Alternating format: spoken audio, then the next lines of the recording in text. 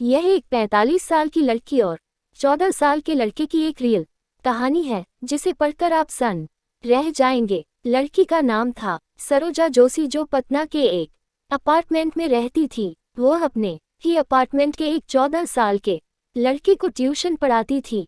सरोजा बहुत हंसमुख स्वभाव की थी और सभी से हंस हंस कर बात करती थी। सरोजा की हंसी का असर कुछ ऐसा हुआ कि वह लड़का उसकी ओर आकर्षित हो गया। सरोजा को लड़के के इरादों की भनक लगते देर न लगी। उसे भी उस लड़के का साथ अच्छा लगता था। सरोजा ने न तो अपनी उम्र का ख्याल रखा और न ही सामाजिक मर्यादाओं का, और इसका परिणाम यह हुआ कि जल्द ही उनके मन की बात जुबां पर आ गई और देखते ही देखते उनके बीच शारीरिक संबंध स्थापित हो गए। जब दोनों लोगों के बीच नज़दीकियां हद से ज्यादा बढ़ीं, तो लड़के के घर वालों को इसका शक हुआ। उन्होंने लड़के के ट्यूशन जाने पर पाबंदी लगा दी। इससे सरोजा आहत हो उठी। उधर लड़का भी विरह की आग में जल रहा था। वह भी इन पाबंदियों की दीवार को तोड़ डालना चाहता था।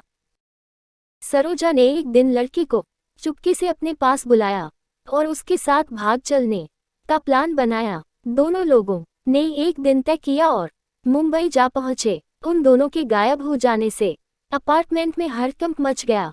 लड़के के घर वालों ने पुलिस में रिपोर्ट लिखवाई और इस तरह से पुलिस उन दोनों की खोजबीन में जुट गई। सरोजा अपने प्रेमी को लेकर मुंबई से सूरत, भरूच, माउंट आबू आदि जगहों पर घूमती रही। उसे इस बात का अंदाजा था कि पुलिस वाले उसे खोज रहे होंगे, इसलिए वह होटल में न रुककर धर्मशालाओं में शरण लेती थी और लड़की को अपना बेटा बताती थी।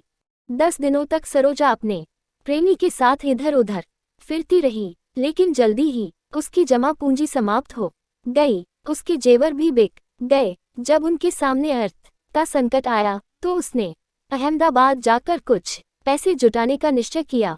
लेकिन जैसे ही सरोजा अहमदाबाद पहुंची, पुलिस ने उसे गिरफ्तार कर लिया। पुलिस के उसे एक नाबालिग स्टूडेंट को भगाने और उसके साथ शारीरिक संबंध बनाने के आरोप में जेल भेज दिया। और इस तरह मनीषा की प्रेम कहानी का दिन हो गया।